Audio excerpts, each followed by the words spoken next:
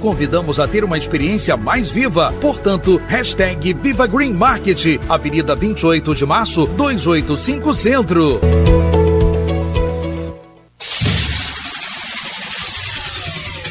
Começa agora o Folha no Ar, primeira edição.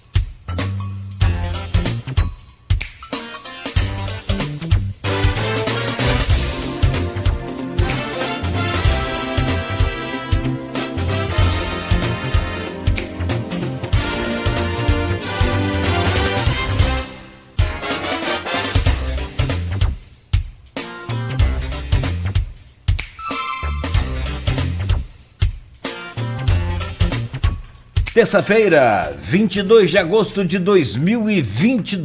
23, aliás. Começa agora pela Folha FM 98,3, emissora do Grupo Folha da Manhã de Comunicação, mais um Folha no Ar. Estamos ao vivo, também no Face, no YouTube, no Instagram, com as imagens aqui dos nossos estúdios e com imagens também na Twitch TV, para você acompanhar esse programa de hoje. Daqui a pouco tem podcast do programa e logo mais, reprise na Plena TV.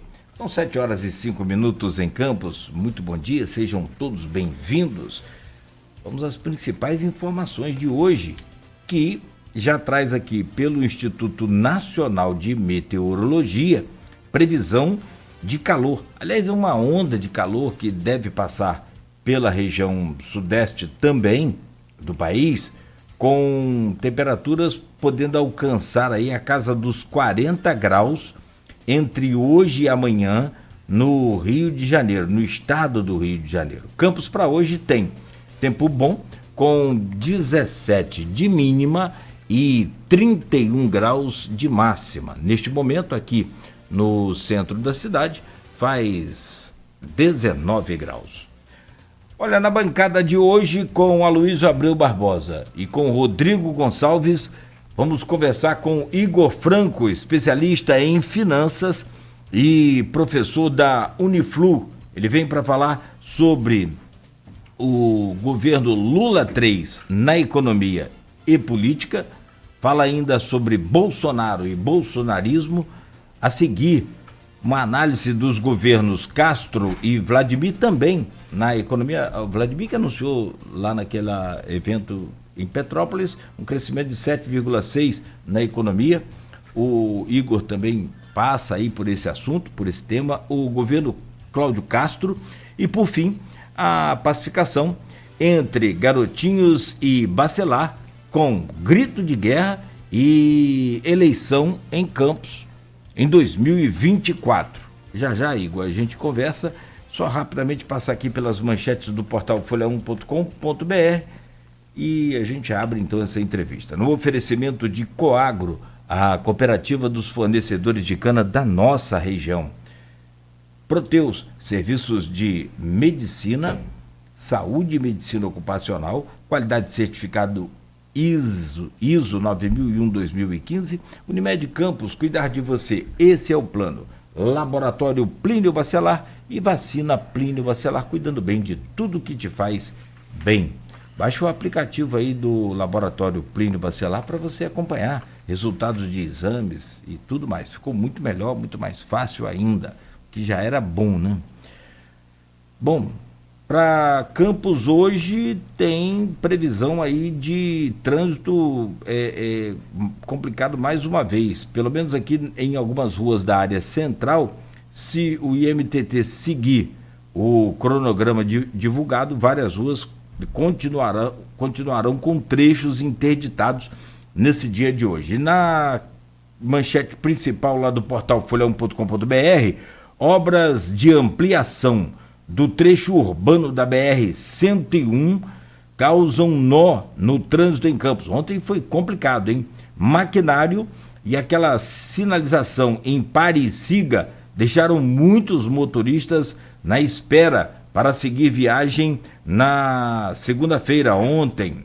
Ruas interditadas para obras do programa Asfalto Novo em Campos, né, seguem hoje. Trechos das ruas Barão de Miracema, Pereira Nunes e Doutor Siqueira estão bloqueados, interditados aí para obras. No cronograma divulgado pelo IMTT, hoje dia 22, tem aplicação de massa asfáltica na Barão de Miracema, trecho entre a Tenente Coronel Cardoso, né, e a Doutor Siqueira.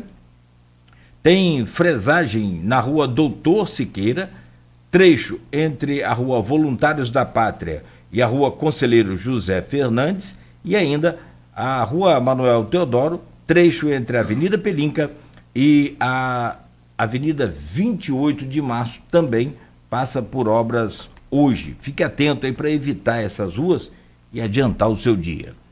No portal folha1.com.br ainda, após roubo de celulares, namorada de suspeito entrega aparelhos à polícia. O crime aconteceu próximo ao Liceu. Suspeito não foi localizado. Estado pagará bônus de 5 mil a policiais por cada fuzil apreendido. Decreto do governador Cláudio Castro foi publicado no Diário Oficial. Usina Cambaíba será formalizada como assentamento do MST. O assentamento levará o nome de Cícero Guedes, ativista assassinado em 2013. Câmeras do CISP ficam inoperantes após fortes chuvas em Campos.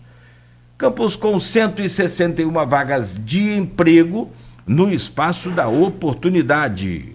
A área da construção civil possui o maior número de vagas, hein?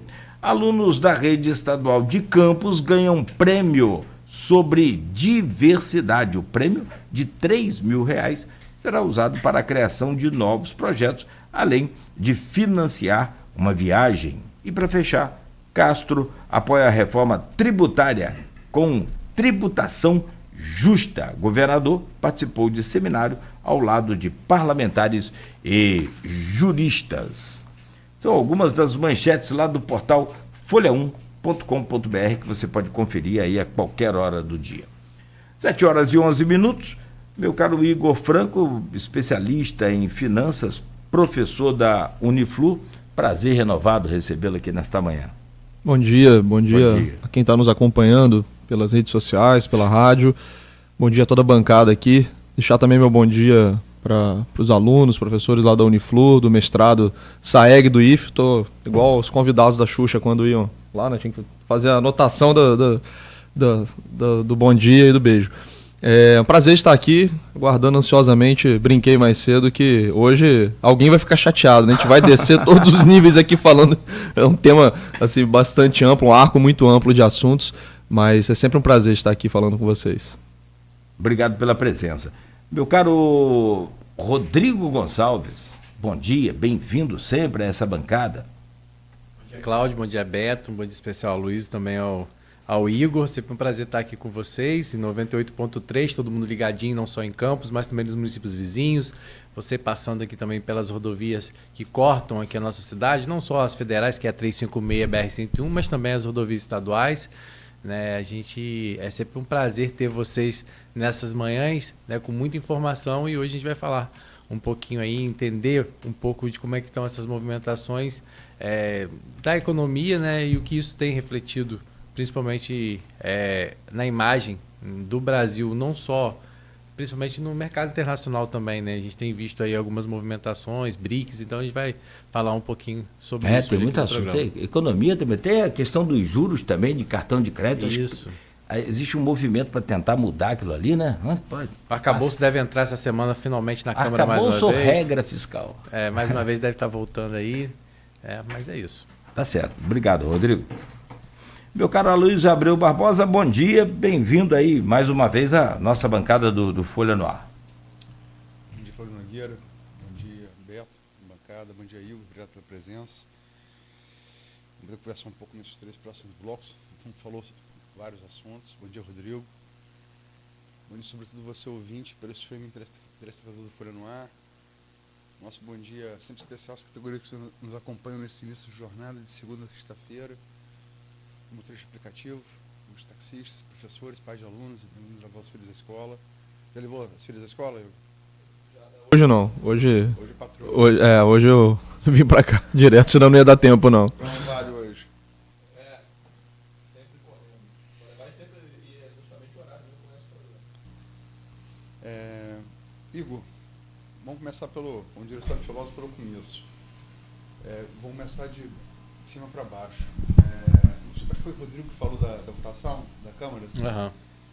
A regra fiscal deve ser votada na Câmara agora essa semana, finalmente. Né? Haddad mostrando uma habilidade política que está surpreendendo positivamente algumas pessoas. Talvez para quem não conheça, não. Que eu conhecesse, não. Teve um pequeno ruído ao falar de um poder excessivo da Câmara. Já parece ter ajustado isso com o Arthur Lira. Qual é a sua expectativa? O que você espera ser aprovada, como tudo indica, dessa nova regra? O presidente da Câmara ele já sinalizou e falou isso recentemente, acho que ontem no encontro da Fiesp, ele mencionou que vai ser pautado e vai ser votado. Aparentemente Lira firmou esse compromisso com bases, digo nem bases políticas, mas bases da sociedade, de entregar a votação do arcabouço fiscal. Acredito que algumas mudanças do Senado serão rejeitadas, principalmente a emenda proposta pelo senador Randolfo Rodrigues, que mudaria o cálculo interno para a liberação de mais ou menos 40 bilhões para gastos nesse ano e no ano que vem. Estou em dúvida agora se é para 23 ou 24, né, mas é da magnitude de 40 bilhões. Isso é meio que um ajuste financeiro nas métricas do arcabouço fiscal, que foi proposto no Senado, e acredito que o presidente Lira vá trabalhar pela derrubada dessa proposta. Tanto pelo compromisso que ele já havia, como eu falei, firmado, né, com base da sociedade, mas principalmente bases empresariais do mercado, quanto para passar um recado para Lula, né? A gente lê bastante a respeito da insatisfação do presidente da Câmara quanto à reforma ministerial, que ainda não aconteceu, né? Essa reforma vai agregar alguns partidos. Bom, mas o importante é que a gente deve, enfim, ter a possibilidade de ter a sanção presidencial a partir da votação da Câmara e a gente, de fato, contar com essa nova regra fiscal, o novo arcabouço fiscal, né, qualquer que seja o nome oficial, mas a verdade é que o teto de gastos ele já terá sido superado, substituído por uma nova regra que vai disciplinar os gastos públicos. Tem seus méritos, acredito que não tenha sido a melhor regra possível. O teto, caso tivesse sido preservado no governo passado, é uma regra superior, mais simples, mais eficaz. Porém, o que foi proposto foi melhor do que a expectativa no início do ano. Então, acho que a gente sai ganhando. O mercado já precificou a aprovação desse marco fiscal, então algum atraso, alguma mudança no que há de expectativa provavelmente geraria um efeito negativo nos ativos financeiros, né? Eventualmente uma alta do dólar, queda da bolsa. Mas tudo indica que a gente deve caminhar essa semana para aprovação. Igor, eu sempre gosto de perguntar, de efeito prático para a população, e o que isso significa, né, quando as pessoas falam arcabouço, falam nova regra fiscal, falam, né, sobre teto de gastos, o que isso de fato vai refletir no dia a dia da população? Tem 2 fatores que são importantíssimos em relação a regras que disciplinam o gasto público, tá? O arcabouço fiscal ele é isso, é uma regra que disciplina as finanças públicas, então ele estabelece diretrizes que o governo precisa cumprir, né? Isso tem um ponto inicial que quanto menos o governo for deficitário ou quanto mais superavitário for um governo, no longo prazo menos impostos nós teremos que pagar. Então, no longo prazo, a população ela é poupada de ter que entregar mais recursos para o governo e isso acredito que seja positivo, tá? Um segundo ponto é que quando o governo ele não tem previsibilidade de gastos, uma vez que o governo ele precisa financiar os seus gastos através da dívida, quem está emprestando dinheiro para o governo exige um juro maior. Então, se o governo é gastador, imagina que você tem 2 amigos, né? Um amigo leva a vida muito regrada, vamos lá, ele é um cara que tem estabilidade de renda e está precisando de um dinheiro emprestado. Você tem um outro amigo que é um gastador compulsivo, não tem um emprego fixo, não tem previsibilidade. Se os 2 te pedem dinheiro emprestado e você tem possibilidade de emprestar para os 2, é claro que é um contrassenso você cobrar a mesma taxa de juros dos 2. Você tem que cobrar mais caro daquele que tem maior risco de não te pagar, certo? E é isso que acontece com o governo gastador, seja no Brasil, seja em outro lugar. Quando o governo ele é muito gastador e as pessoas não confiam na solvência de longo prazo do governo, elas exigem uma taxa de juros mais alta para financiar o governo. Dado que o governo ele é o maior tomador de dinheiro da economia, todas as outras taxas ficam mais altas. Então, quando o governo ele não tem regras que disciplinem o gasto público, nós temos um encarecimento de todos os preços na economia, nós temos uma dificuldade de investimentos produtivos na economia, porque o dinheiro das pessoas, ele tanto vai ser mais corroído pelos impostos que ela vai ter que pagar, quanto mais dinheiro é utilizado para financiar o gasto público, que muitas vezes pode ser um gasto que não traz retorno social, a depender da natureza e estrutura de gasto. O Brasil é um país que, infelizmente, gasta muito mal o dinheiro. Então, quanto mais o governo gasta, pior é a perspectiva de crescimento de longo prazo da economia brasileira. O que a gente vê muito em números, assim, quem vai ao supermercado percebe uma mudança já em alguns itens, produtos. Né, como, por exemplo, óleo chegou a mais de R$10, óleo de cozinha hoje você já consegue encontrar por R$ 5,99, R$6 no supermercado. E aí isso tem já a ver com essa movimentação que já existe na economia por conta desse teto, ou é um outro movimento? Não, especificamente esse movimento não. Quando a gente fala de sustentabilidade de contas públicas, o efeito ele é muito diluído nessa questão que a gente observa de preço, porque um governo gastador ele é um governo inflacionário, tá? Ele naturalmente precisa colocar mais recursos na economia, tá? E muitas vezes esses recursos são colocados através de emissão de moeda, e isso tem um efeito inflacionário no longo prazo. O que a gente observa hoje é efeito de duas forças principalmente. Primeiro, a gente teve muitos choques de oferta durante a pandemia e depois com a guerra. Esses choques eles começam a se normalizar, tá? Então a gente vai observar tanto bens reduzindo de preço quanto bens crescendo de forma mais lenta. Então esse é um primeiro esse efeito que você menciona, essa observação, ela é muito dada por essa normalização de choque de oferta. Um segundo ponto é que o Banco Central subiu muito os juros e isso desaquece a economia. Então os preços também sobem mais lentamente ou chegam a cair por efeito dos juros mais altos, então tem menos dinheiro circulando, o dinheiro está mais caro, tá? Então quando a gente observa esses preços se normalizando, seja caindo de um patamar que estava muito alto, isso vai ter mais a ver com sazonalidade de determinados produtos, mas ele é efeito de choque de oferta que está se dissipando e o efeito dos juros que foram elevados para patamares realmente muito altos, e isso contrai a atividade econômica, e aí os empresários, os produtores, eles têm menos capacidade de ficar subindo o preço. Então os preços tendem a subir mais lentamente ou em alguns casos até chegam a cair. Muito boa a sua explicação sobre o arcabouço fiscal, e boa pergunta do Rodrigo também, porque encaixa justamente dentro desse perfil da população brasileira, entender o que de fato sobra pra gente nessa... Não vou usar aquela piada de jeito nenhum, cuidar do seu bolso. Ou seja, o que sobra pro nosso bolso, tanto de despesa ou não. Eu acho que você foi muito bem, tá? Se me permite um simples comentário aqui. Só fazer um reparo, sempre pensei que quem cobra juros quando presta dinheiro amigo é agiota, mas enfim. Boa. O meu caro Igor Franco, especialista em finanças, professor da Uniflu. A pergunta vem lá do grupo do WhatsApp, que você faz parte, né, do blog Opiniões, do Aloysio Abreu Barbosa, e desse programa, e vem da Silvana Venâncio. Professor, Silvana Venâncio, jornalista, e também está no grupo, claro. Professor, qual a sua opinião sobre a economia nos 7 meses do governo Lula? Teve avanços ou regrediu? Prepara o... Essa pergunta é um pouco complexa, porque a gente teve muitos fatores ocorrendo nesses primeiros meses, né? E principalmente no primeiro semestre, a gente teve 3 meses horrorosos, de janeiro a março, e 3 meses muito positivos, quando a gente pensa ali de abril até junho e julho também, foi um mês bastante positivo, tá?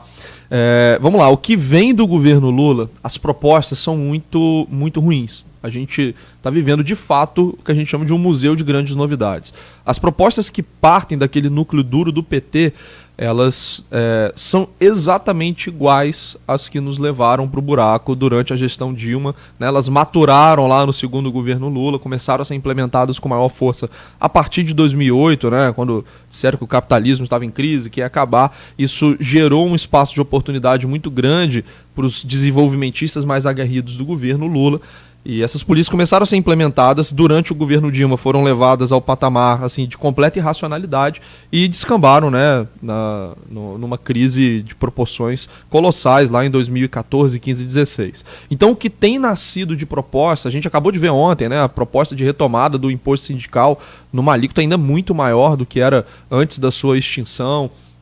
Tentativa de ingerência em estatais, o novo PAC, enfim, a gente está reeditando medidas que deram errado e que foram rejeitadas pela sociedade brasileira através das instâncias políticas, a partir do raciocínio de que o Congresso modificou muitas dessas políticas econômicas e o Congresso ele é eleito pela população brasileira.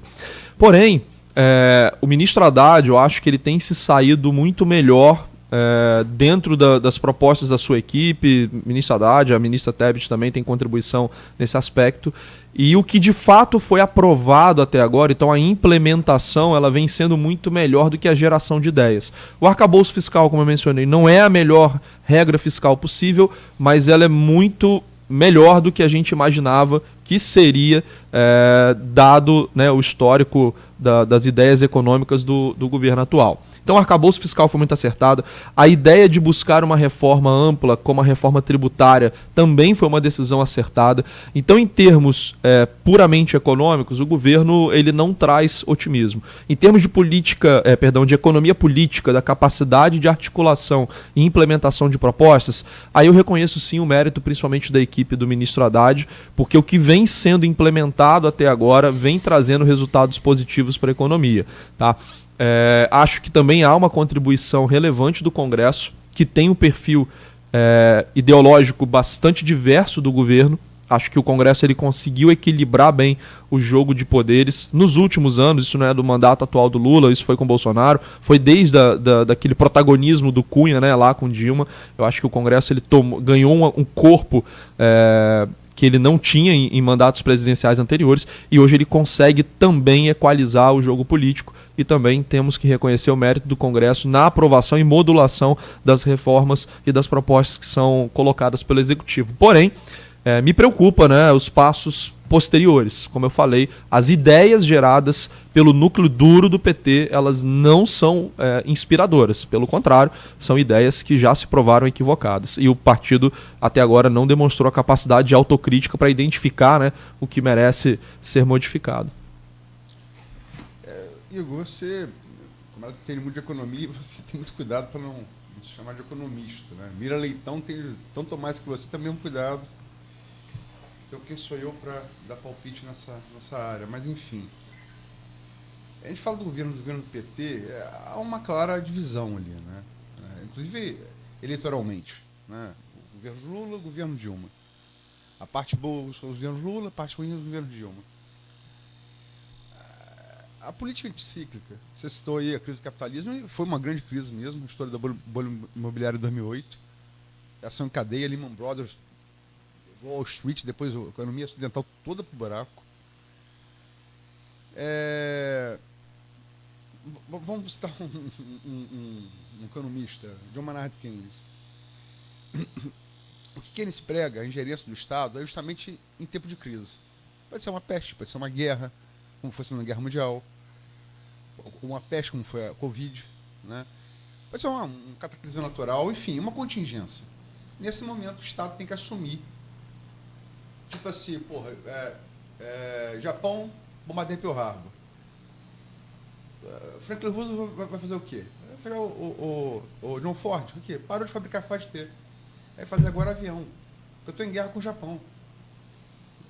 Não existe a liberdade de economia agora, nesse momento não existe. O Estado vai tomar conta e você vai ter que fabricar avião, metralhadora, sei lá, tanque de guerra.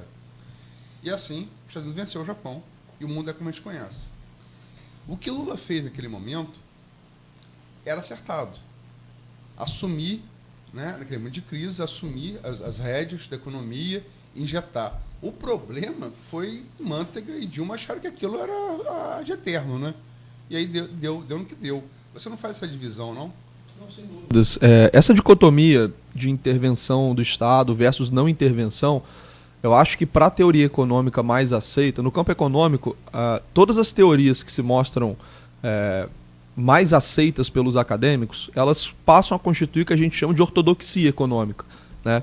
Isso é o que é ensinado no livro-texto, ou nos livros-textos mais adotados ao redor do mundo.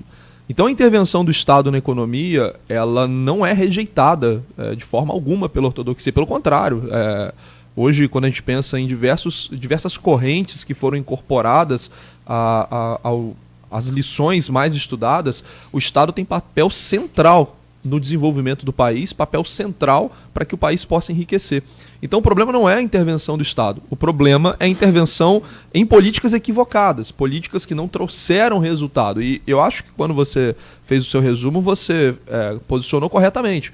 No momento de crise foi completamente acertado, e inclusive o Ben Bernanke, que era o presidente do Fed em 2008 nos Estados Unidos, ele era um grande estudioso da crise de 29.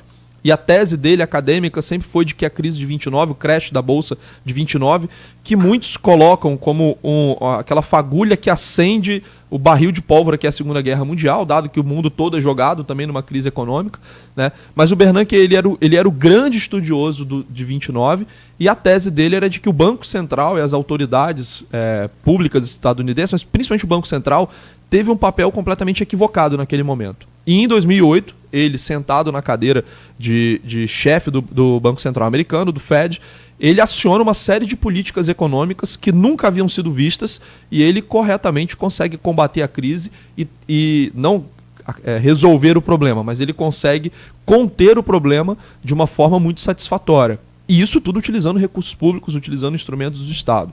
Tá? Então o problema não é a intervenção do Estado, pelo contrário. Quando o Estado intervém de forma eficaz, muitas vezes ele corrige diversas falhas de mercado. O problema é a natureza das medidas, é o fato de que essas medidas, por uma série de estudos, já se mostraram equivocadas, é a incapacidade de avançar páginas. Então, assim, até agora, muitas das ideias econômicas do governo vêm sendo no sentido de desfazer reformas que não tem. A privatização da Eletrobras acabou de completar um ano, e o governo propôs rever a privatização da Eletrobras. A gente precisa de um marco legal do mercado de carbono, né, de crédito de carbono, falar de economia verde, e o governo foi incapaz até agora de pautar essas propostas. Havia uma grande expectativa, pelo contrário, até que o governo tivesse uma atuação muito mais proativa nesses temas que envolvem meio ambiente e economia. E eu acho que o governo ele perde oportunidade para ficar ao redor de questões que já estão superadas, não apenas do ponto de vista acadêmico, novamente por uma série de pesquisas que demonstraram que essas medidas são equivocadas, mas também no sentido de levar o país adiante, da gente trazer novas pautas, da gente conseguir fazer coisas diferentes que terão a capacidade de gerar uma produtividade maior ao longo do tempo. Entendeu? Então não é a questão assim, de Estado intervir ou não. Naquele momento, a intervenção do Estado em todos os países foi acertada. A crise provavelmente de 2008 ela seria tão ou mais severa que a crise de 29, só não foi por conta das intervenções do ponto de vista fiscal, de gasto público, e do ponto de vista monetário dos bancos centrais naquele momento. Para lembrar que o crash de 29 foi sanado com o New Deal, que era... O microfone aí tá legal não, Luiz. Tá ouvindo? Isso aí. Vê lá. Agora tá... Sim. Por favor, isso. Tá ok o som agora? Tá. Mas para lembrar que o crash de 29 foi superado com a intervenção do Estado na economia com o New Deal, né? E copiado pela Alemanha para fazer autobahn e tal. E não por acaso foram dois protagonistas da Segunda Guerra Mundial, né? Se você me permitir só fazer um adendo, nesse momento, assim, quando Keynes introduz essas ideias que são implementadas do ponto de vista político, ao longo do tempo essas ideias elas passam a compor o mainstream econômico. Então isso vira livro-texto a partir de determinado ponto. Mas o keynesianismo, né, ele acaba sendo exacerbado e ele posteriormente, não é suplantado, mas ele recebe algumas correções do que a gente chama de monetarismo, que é uma outra corrente. Então você vê que essa construção das ideias econômicas mais aceitas, elas são uma espécie de síntese que vai acontecendo, né? Então você tem uma ideia que é implementada, depois você pode ter contrapontos ou pontos como se fosse um freio, né? A exacerbação de determinadas políticas. E o que a gente tem posteriormente é uma espécie de síntese, uma combinação de duas correntes diferentes. Então, o que o Keynes trouxe de inovação no sentido do papel do Estado em políticas principalmente contracíclicas, até hoje é muito aceito. Não, acho que Keynes não era keynesiano como Marx não era marxista, mas isso é um papo muito longo. Mas Marx chegou a falar isso, né? Marx chegou a falar que ele não era marxista. E que Keynes não era keynesiano, não. Não, tô brincando. Esses são termos, obviamente, muito diferentes. Porque Keynes claramente prega uma política anticíclica. E o problema está, como a gente falou aqui em Dilma e Lula, você pegar uma coisa que é exceção transformar em regra. O problema é esse, né? Mas vamos virar um pouco a chave, que esse bloco tem muita coisa para falar ainda. Tem uma pergunta do Hamilton aqui no grupo, Hamilton Garcia, cientista político. Eu vou fazer a pergunta dele e vou acrescer uma pergunta. Ok, Igor? Vamos lá, Hamilton Garcia, cientista político, perdão, professor da UENF. Como você avalia a gestão de Haddad à frente da economia, à frente da equipe econômica do governo Lula, e que avanço e retrocesso identifica levando em conta a gestão de Paulo Guedes no governo Bolsonaro? Sobre o Haddad você já falou um pouco. Agora, essa analogia com Paulo Guedes e Bolsonaro, que eu quero virar a chave. Você é um liberal e a política de Paulo Guedes se vendia como liberal. Né? E a gente comprou, o mercado comprou, o empresariado brasileiro comprou, o agronegócio brasileiro comprou. Temos que lembrar aí o índice de votação que Bolsonaro teve na Faria Lima entre o empresariado, que é um negócio impressionante. Impressionante. Fernando Henrique não teve essa votação nos dois governos, muito exitosos economicamente. Você chamaria a política de Paulo Guedes de liberal, que deixa um rombo de 300 milhões no orçamento federal? Isso é política liberal? Então, assim, acho que, de forma geral, a gente pode qualificar assim. É importante dizer que, apesar da gente ter tido diversas iniciativas equivocadas do ponto de vista econômico, o governo ele entregou o país com uma razão de dívida PIB menor do que ele pegou. Foi a primeira vez que isso aconteceu e acho que isso só foi possível por haver uma mentalidade de contenção de gastos que está muito ligado à ideologia liberal no sentido de condução da política econômica. Sem dúvida, Paulo Guedes ele teve muitos problemas, muitas falhas, no sentido de, acho que ceder a propostas para fins puramente eleitorais, de tentar obter uma reeleição de Bolsonaro. Acho que o maior erro dele talvez tenha sido no ano passado, com a PEC dos auxílios, né, que realmente trouxe um nível de gasto público e talvez tenha enterrado as boas evidências em favor do Bolsa Família. O Bolsa Família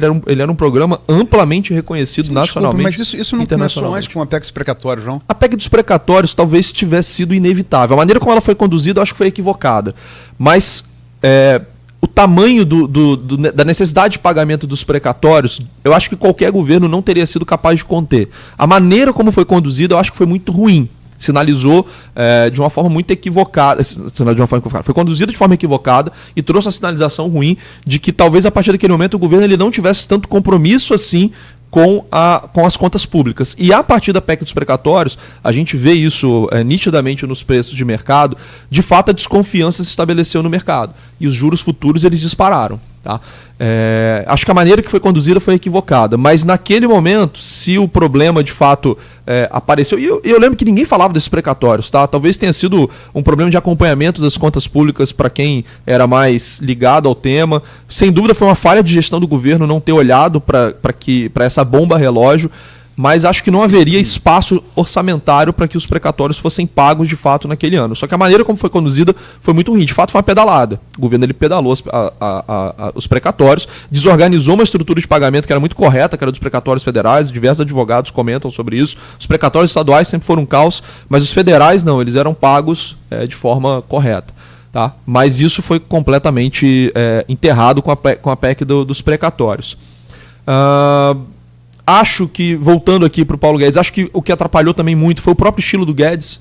Guedes, até antes do governo, né, ele é ligado a círculos liberais, então eu já conheci o Paulo Guedes de muito tempo, já tinha acompanhado ele em debates, e ele sempre teve uma postura, não vou dizer arrogante, mas uma postura assim, de tô certo e vocês não sabem nada.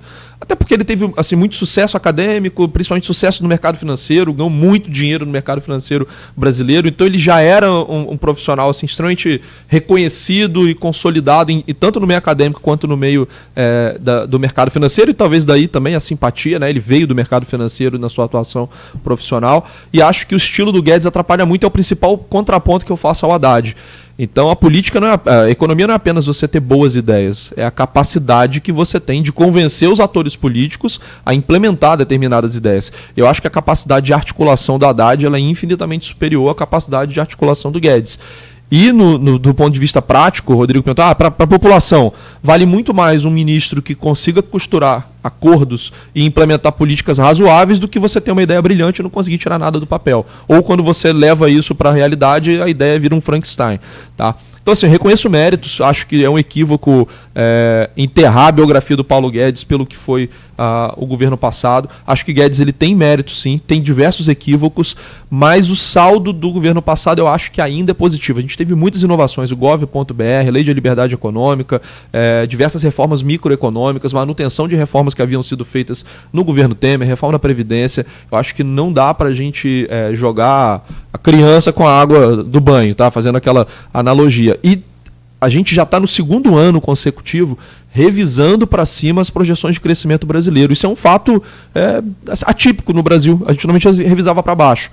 E existe uma suspeita, estudos estão sendo conduzidos nesse sentido, mas existe uma suspeita de que isso é fruto das reformas executadas nos governos Temer e no governo Bolsonaro. Tá? Então, essas reformas elas permitiram uma ampliação da capacidade produtiva da economia brasileira. E isso é muito bom para a gente. O Brasil está numa armadilha de baixo crescimento há muito tempo. E a gente não tem muito tempo disponível para crescer. Se o Brasil ele não crescer na próxima década, dificilmente nós vamos enriquecer, até por questões demográficas. A população começa a envelhecer, você não tem bônus demográfico mais a seu favor, e isso é um grande problema. Países que fizeram transições demográficas demonstraram uma queda expressiva nas suas taxas de crescimento. Nitidamente, a Europa e Japão são exemplos, o Japão principalmente é um exemplo muito claro, né, desse problema demográfico. Então não resta muito tempo para o Brasil para ele tentar enriquecer. Se a gente não tiver uma boa década de crescimento pelos próximos anos, a gente provavelmente vai ficar preso nessa armadilha da renda média. Então, o que foi construído nos últimos anos em termos de reforma para aumento da produtividade, isso precisa ser reconhecido, tá? Sem esquecer, obviamente, dos equívocos que foram muitos e alguns bastante graves. PEC dos precatórios e a PEC dos auxílios, sem dúvida, foram muito mal conduzidas pelo governo passado e principalmente pela equipe econômica. Para fechar, Igor, Bolsonaro, vamos partir um pouco agora do econômico político, mais rápido. O governo Bolsonaro, eu fiz um artigo no sábado, porque as pessoas pensam que é o avanço do mar que derruba as casas da Tafona, não é?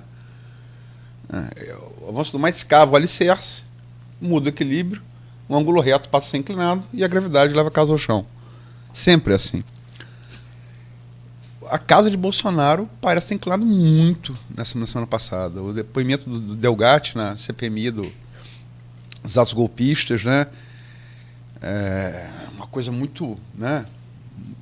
E de fato ele esteve com Bolsonaro no Palácio Alvorada, de fato. Bolsonaro franqueou acesso a ele no Ministério da Defesa. Ele disse ser o autor daquele questionário encaminhado ao TSE. Um hacker já condenado por estelionato, acabou de ser condenado ontem por 30 anos de prisão pela Vaza Jato, ontem. Já condenado, recebido na residência oficial presidencial.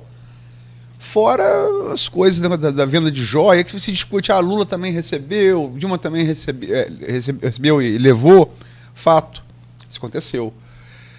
Só que a lei é do governo Temer, né? Então é 2016, se não me falha a memória, né? A lei, você teria que, salvo bens de personalíssimos, você teria que seria da União. E Dilma e Lula levaram. Mas o TSE mandou devolveram, e o que não devolveram pagaram, segundo as contas do TSE, né? Quer dizer, você acha que o governo está muito enrolado? E assim, porque como é que você chama um hacker para dentro do Palácio Alvorada para assumir um suposto grampo de ministro supremo? Vamos supor que aqui agora na rádio a gente chamasse aqui na Folha FM um hacker para grampear um juiz de primeira instância aqui em Campos. Qual seria o nosso destino? Eu acho que a gente, esse recente ostracismo aí do governo Bolsonaro, com essas revelações, eu acho que ela tem duas dimensões. Do ponto de vista institucional, é muito mais grave a gente ter um episódio desse do hacker da Lava Jato. Até porque, a partir do vazamento das informações que foram obtidas ilegalmente pelo Walter, né, Delgatti, acho que é esse o nome, né? Isso fragilizou a Lava Jato, possibilitou uma série de cancelamentos de prisões, de reversão, né, de uma série... Feriu de morte a Lava Jato, eu não sei que tinha aqueles áudios, mas o voto de Minerva era de Carmen Lúcia. Carmen Lúcia sempre votou de uma maneira, ela foi Minerva, pró-Lava Jato. Carmen Lúcia ouve os áudios e ela muda. Sim, eu vou te dizer, do ponto de vista, isso é uma opinião pessoal, tá? Eu acho que os tribunais superiores e todo o ambiente político, assim, eles só precisavam de um motivo forte para poder promover essa mudança de inclinação. Não especificamente Carmen Lúcia, tá? Até porque a gente viu essa mudança em vários níveis e de discurso, né? De agentes políticos, etc. Bom, mas enfim, o fato é que o Walter Delgatti, por conta dele, você tem todo a reversão do que havia sido promovido pela Lava Jato. Isso, obviamente, culmina na liberação de Lula. Ele é acho que o termo correto não é absolvido, né? O processo ele foi... Ele voltou para a primeira instância. Ele voltou para a primeira instância, né? Ele foi anulado, acho. Sim, a condenação foi anulada. Foi anulada, né? Então, obviamente, isso permitiu Lula concorrer e depois ganhar a eleição. Só que, perdão, no foro, não julgaram o foro de Moro adequado. Sim. Sim, mas a partir das revelações da Vaza Jato, né? Foi foi assim, o motivo político. O jurídico, há uma série de maneiras, né, de você conseguir adotar um posicionamento ou outro. Mas a grande questão é que o motivo político ele passou a ser dado. Então, assim, do ponto de vista institucional, é extremamente grave você ter um criminoso dentro do Palácio do Planalto, né? É mais grave ainda a proposta de tentar hackear uma urna, demonstrar de forma falsa o hackeamento de uma urna. Isso é extremamente grave. Mas isso é grave do ponto de vista institucional. Do ponto de vista democrático, isso é muito grave. Agora, para a base de eleitores, isso não acho que não traz tanto problema à imagem de Bolsonaro quanto o caso das joias. Porque a gente está falando de um caso que tem contornos, né, de corrupção. E acho que o caso das joias, embora institucionalmente menos grave, porque chega até a ser meio tosco, né? A gente olha a foto onde foi vendido o relógio, chega a ser cômico, né? Tragicômico que isso tenha acontecido. Me desculpa, mas um general de 4 estrelas que vai fotografar uma caixa de joias, se fotografa... É tosco, cara, na boa. É um episódio tosco. O Sargento Pincel, dos 4 Trapalhões, foi promovido a general 4 estrelas, que não é possível, né, meu Deus? Então, se isso fosse ficção, você diria, isso nunca vai acontecer na vida real. Sim, institucionalmente... Parece discípulo de Pazuello. Institucionalmente, eu acho que é um episódio... Que pena para a Força Armada Brasileira, que tem tanta uma história de recuperação da sua imagem, enfim... É um episódio, acho, do ponto de vista institucional, menos grave, mas com maior potencial de deterioração da imagem de Bolsonaro. Eu acho que a perspectiva para Bolsonaro ela é muito, muito nebulosa, porque acho que muitas outras evidências serão levantadas e são evidências assim cruas, que você não tem muito espaço para argumentação. Os celulares. Você tem os celulares. Você tem uma sinalização. O follow the money mudou, hoje é follow the iPhone. Você imagina uma sinalização de uma confissão, uma delação premiada, de um Mauro Cid da vida, seria extremamente danosa, eu acho, para Bolsonaro. Né? Então, eu acho que assim, os próximos meses... Para terminar, tudo é percepção. Bolsonaro, tudo indica que assim, veja bem, eu falo isso, no dia que Lula foi preso, eu falei, esse é um dia triste para a República. Acho que qualquer dia que o ex-presidente da República é preso é um dia triste para a República, qualquer República. Mas se isso acontecer, vai ser uma surpresa para você? Se Bolsonaro chegar a ser preso, eu acho que seria surpreendente do ponto de vista político, porque talvez o Supremo ele não arrisque um movimento desse. Lula foi preso depois de sangrar muitos anos, né, com denúncias da Lava Jato. Então a Lava Jato começa em 2014, ganha mais protagonismo em 2015 e Lula é preso em 2018. Então a gente está falando aí de 3 anos, 4 anos, né, de toda semana, literalmente, você tinha novas evidências surgindo, novas condenações. Então houve um cerco a todo o entorno de Lula, ele foi sangrando, e aí sim houve uma capacidade política de determinar a prisão de Lula, obviamente porque sempre foi um político muito popular. Eu acho que é a mesma coisa com Bolsonaro. Eu acho que me surpreenderia agora uma ordem de prisão politicamente. Juridicamente não. Agora, seguindo esse mesmo roteiro, sangramento gradual. Você falou, nem sempre o mais grave juridicamente é o mais grave eleitoralmente. Eu concordo com você. Mas seguindo o mesmo roteiro... Acho que daqui a alguns anos não me surpreenderia se a gente continuar avançando, se a polícia continuar avançando, as investigações continuarem avançando e cada vez mais trazendo evidências de que o entorno ou de Bolsonaro ou a própria alguma evidência de Bolsonaro diretamente, embora eu acho que seja difícil, da mesma forma que durante o processo de Lula sempre havia, não, mas não tinha nada em nome dele. Não, mas, poxa, tem um pedalinho com o nome dos netos, mas espera aí, foi uma homenagem dos amigos, o triplex que ele visitou com a mulher.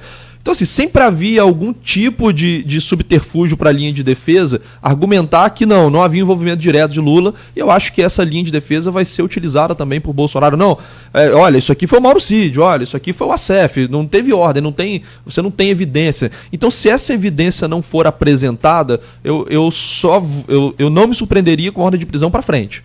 Agora me surpreenderia muito. Eu acho que o Supremo... para frente mesmo, seguindo o mesmo roteiro. Não, mas eu acho que ele ainda precisaria ter muitas outras evidências ao longo de bastante tempo para possibilitar isso. Para testar a reação popular, como foi com Lula. Sim. Ele foi pensado. Sim. Deixa eu ver o que o bicho vai dar. E acho que assim... Levar Lula sobre tutela, força de arma. Sim. Vou ver qual a reação. Se não der ruim, eu posso prender. Sim. Foi assim, com Lula foi assim. A Lava Jato ela teve misturou muito esses elementos políticos com jurídicos, né? A narrativa construída, a maneira como as operações eram conduzidas, né? Isso contribuiu muito para criar esse clima, né? Acho que do ponto de vista do grupo político de Bolsonaro, é um grupo muito menor do que era o grupo de Lula. Não conta com nenhuma simpatia da imprensa. Lula sempre contou com simpatia de amplos setores da imprensa, mesmo durante os episódios mais graves da Lava Jato, a série de delações. Bolsonaro não conta com outros setores. Bolsonaro conta com simpatia dos economistas e dos liberais, então... E não tem força, né? Esse pessoal não tem força. Não tem força institucional. Mas acho que também abandonariam o barco, assim, as vertentes mais liberais que acabaram se identificando com o Bolsonaro teriam um bom discurso para abandonar. Talvez mantenham a simpatia pela figura, mas do ponto de vista da força política, abandonariam. Lula não tinha alternativa. A esquerda não tinha alternativa a Lula. Quem que é a esquerda? Dilma, que arrasou o país. Então, assim, do ponto de vista das forças políticas, Lula deixou órfão a esquerda, né? Bolsonaro, ele tem, assim, pessoas que poderiam substituí-lo de alguma forma, o Tarcísio, talvez, o Zema, acho que menos, mas principalmente o Tarcísio.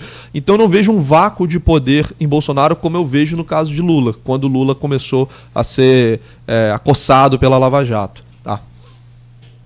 Bom, é assunto para a gente fazer também uma semana. Se deixar, A gente quer explorar mais. Eu vendo eu falar, quase voltei, queria votar um tempo para ver se eu mandava meu voto no segundo turno. Pensei em votar agora seriamente de Bolsonaro. Você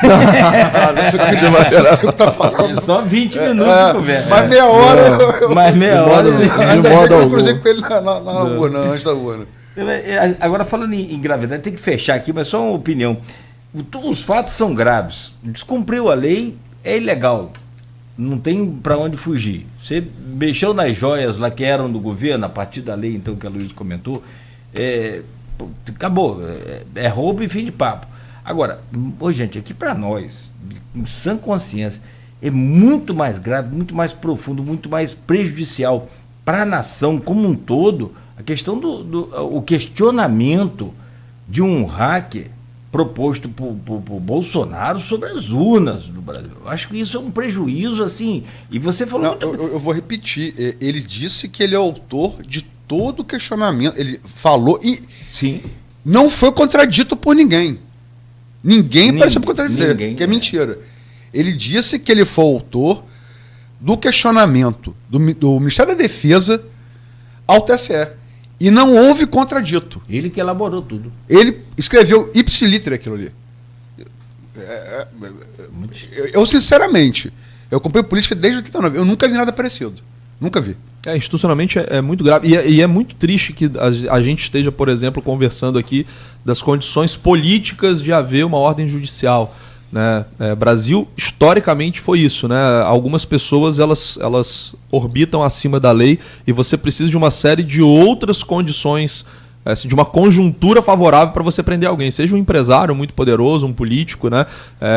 Numa república, de fato, você não precisaria estar tendo essa discussão. Bom, houve um problema ético, um problema legal, essa ordem de prisão deveria ser expedida e acatada. Né? É muito ruim a gente ter que estar debatendo as condições políticas, seja para Bolsonaro, Lula, qualquer outra figura, de qualquer outro fator que não seja simplesmente a observância da lei. Agora, acho que a gente vive tempos muito...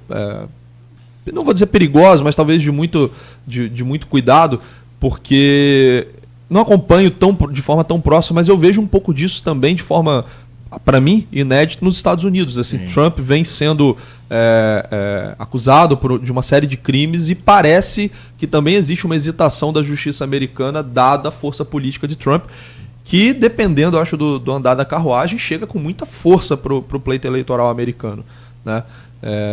Seria uma grande reviravolta depois de tudo que aconteceu no Capitólio, etc., se a gente tiver uma eleição do Trump novamente. E lá também eu percebo essa certa hesitação do poder institucional norte-americano, que sempre foi, né, o balizador de toda a institucionalidade global. Então acho que são tempos não novamente perigosos, mas que inspiram cuidados. Não, então, para fazer um intervalo, tem algumas diferenças. Eu concordo com você, a última Gallup, se não me engano, deu 4% de Trump na frente de Biden. Acho que Trump hoje é o favorito, pelo que eu conheço de eleição. Projetei um dia antes do resultado oficial, o resultado do colégio eleitoral, que aconteceu completamente diferente, né? O número de delegados, dados de Geórgia, teve a contagem e tal. Agora, por incrível que pareça, lá a gente sempre toma os Estados Unidos como exemplo, né, de funcionamento das instituições. Mas lá a justiça demorou mais a agir do que a brasileira. A brasileira está sendo bem mais célere do que a estadunidense. Sim. Né? Isso eu estou falando, acho que por questões políticas, né? Não institucionais e legais. Acho que por questões de apoio mesmo muito forte do Trump. E parece inédito isso nos Estados Unidos. Né? Eu não lembro de talvez um outro episódio que tenha ficado famoso por haver uma hesitação das instituições norte-americanas dada a condição de determinado cidadão. Né? Lá a gente tem como um parâmetro, né, da horizontalidade, das normas jurídicas, etc. Então é um ambiente, eu acho que muito... que inspira cuidados no sentido da gente não descambar. Quem falou aqui de um termo, deixa eu te cortar rapidamente, quem usou um termo aqui na internet agora foi o JC Cordeiro e falou que o STF tem, na verdade, preocupação, receio de uma convulsão social. Sim, acho que... Seria esse o raciocínio? Acho que Lula, né? Foi o que aconteceu. A gente tem esse exemplo na Lava Jato, né, com Lula. Acho que existe de fato uma preocupação legítima. Também acho que não haveria uma mobilização, como não houve com Lula, havia essa expectativa, será que como é que vai ser, o que vai acontecer, e não houve. Acho que também não haveria. A gente não tem um histórico de mobilização tão grande no Brasil, né? A gente teve lá 2013, que ficou muito marcado, diretas já, mas não são tantos episódios assim, de mobilização nacional. Então também não acredito que haveria uma convulsão social, mas acho que existe a preocupação por parte do STF. Vamos só fato nacional. Teve uma reunião no sábado, o chefe das Forças Armadas com Lula. Essa reunião não foi uma reunião ao acaso. Né? Para o ouvinte entender, qual foi o tema da conversa? Perdi só no esculacho. Né? O tema da conversa foi esse. Não queríamos perseguição. Mas houve um claro abandono do Cid, do general Lorena Cid, 4 estrelas, e do Mauro Cid, os militares entregaram. Eles não querem caça às bruxas. Né? Porque o que também prendeu o general de 4 estrelas, se for o caso, com Biden no poder sozinho é uma coisa, com Trump pode ser outra. Então há que se ter cuidado. Só o último ponto aqui, acho que a gente vai agora para o intervalo, né? Mas a Luiz gosta muito das pesquisas da Genial Quest. Ontem saiu uma pesquisa falando do apoio aos militares, e o apoio aos militares pela pesquisa, essa pesquisa faz um monitoramento histórico, ele despencou. E ele caiu muito entre os eleitores de Bolsonaro. Fica aberto aí o espaço para a gente tentar entender os motivos, né, que levaram a essa mudança tão grande, mas o apoio, a confiança nas instituições militares, ela caiu muito por essa pesquisa da Genial Quest. Foi divulgada ontem à noite pelo presidente do Instituto, cujo nome eu esqueci, acho que é Felipe, né? Esqueci o nome dele. Felipe Dávila. Não, acho que não é Dávila. Dávila não é... Eu esqueci também o nome dele. Sei que você gosta muito, eu também gosto das pesquisas dele. Acho que eles fazem um monitoramento muito interessante de uma série de temas. Vamos para o nosso canavial? Vamos cortar aqui para o canavial, como diz o Aloysio, parafraseando lá o Capi. São 7 horas... Só perguntar uma coisa rapidinho. O que a prisão de Bolsonaro, se acontecer, representaria para a economia, propriamente dito? A imagem do Brasil, que dizem que está sendo reconstruída internacionalmente, o que isso representaria? Sendo bem sincero, eu não vejo um impacto relevante em termos econômicos. Tá? Provavelmente a gente teria volatilidade no curto prazo, né? Oscilação de preço, que é natural quando acontece algo inesperado. Né? Então o mercado sempre reage ao que é inesperado, mas não vejo ao longo do tempo nenhum motivo assim, a bolsa cairia de forma sustentada, o dólar ficaria mais alto de forma sustentada. Acho que hoje o mercado ele ainda não tenta precificar as eleições que vêm. A gente está muito focado em questões ligadas ao andamento da economia no Brasil, fora do Brasil, questões de inflação, política de juros. Então não vejo nenhuma mudança nos preços nesse momento. Tá? E acho que uma parte dos analistas já não conta com a presença de Bolsonaro numa próxima eleição. Tá bom? Mas isso não está nos preços ainda, o mercado não está olhando, acabou de passar, também é muita emoção. A prisão de Bolsonaro está sendo precificada politicamente. Politicamente talvez sim. Economicamente, tá vendo? Economicamente não, porque a gente precisaria ver, do ponto de vista econômico, que mudaria para o mercado, seria uma próxima eleição. Então assim, será que Lula vai concorrer? Não existe nenhum debate sobre isso, né? Lula já tem uma idade mais avançada. Ele então, falou que não. Será que é Lula? Provavelmente vai ser Janja, né? Porque ela tá tão protagonista no governo que acho que ela tá acreditando que vai ser ela, pelo menos. Tem que fechar aí. O Bolsonaro também achou que ia ser ele, não foi, enfim. Cada doido com suas manias. Michele foi cogitada. Se vier Janja, eu acho que é Michele. Está sendo cogitada. Né? E a quebra de sigilo fiscal e bancário, com apoio do FBI, aqui no resto do globo, sobre Michele também. E ela pareceu um pouco preocupada com isso. Uma eleição, só voltando ao sistema eleitoral, mas uma eleição que não tivesse nem Lula nem Bolsonaro, em termos do ponto de vista econômico, ela provavelmente seria vista de forma positiva. Tá?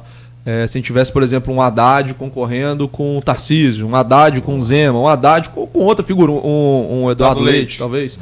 Isso, acho que assim, arriscaria dizer que seria, do ponto de vista econômico, para preços de mercado, muito positivo. Né? Você tirar essas figuras que têm muito carisma pessoal, que tem uma órbita em torno da figura, a gente ficaria mais voltado para a institucionalidade. Esse seria, acho que, o cenário dos sonhos do mercado, mas o Brasil, tem um economista que eu gosto muito, que ele fala que o Brasil ele é sempre aquele aluno nota 6. Ele nunca vai surpreender positivamente, mas ele também não vai pro buraco, não vai perder de ano, né? Então acho que também seria sonhar demais aí com uma eleição tranquila pro Brasil.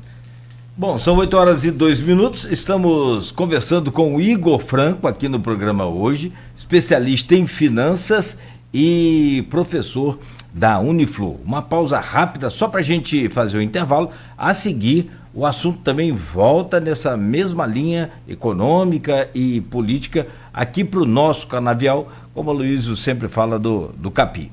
Rapidamente, no oferecimento de Coagro, Proteus, Unimed Campos, Laboratório Plínio Bacelar e Vacina Plínio Bacelar. A Proteus, moderna empresa especializada em medicina e segurança do trabalho, está preparada para atender e implantar as necessidades de saúde e segurança do trabalho e do